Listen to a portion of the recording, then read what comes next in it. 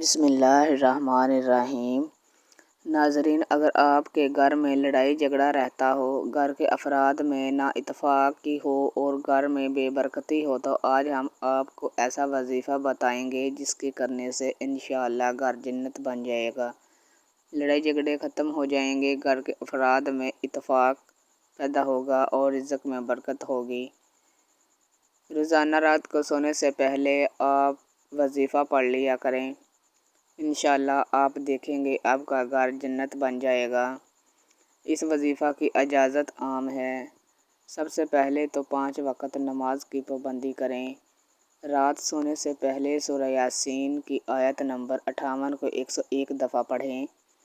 اول و آخر 11 مرتبہ درود پاک پڑھیں۔ اس عمل کی کوئی مدت نہیں ہے، آپ یہ عمل 20 دن بھی کر سکتے ہیں اور 1 مہینہ بھی کر سکتے ہیں۔ جس طرح ہر شخص چاہتا ہے گھر میں سکون اور برکت ہو تو اس عمل کو اپنی زندگی کا حصہ بنا لیں، اور خواتین مخصوص ایام میں یہ عمل نہ کریں۔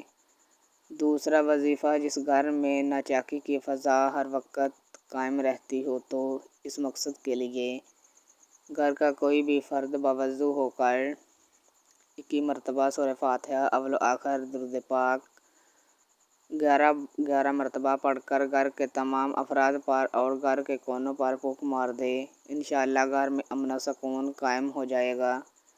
میرے گھر میں بڑی ناچاکی تھی، مجھے ہر وقت ایاک نعبد و ایاک نستعین پڑھنے کے لیے کہا گیا۔ انا فنا میرے سارے مسائل حل ہونا شروع ہو گئے۔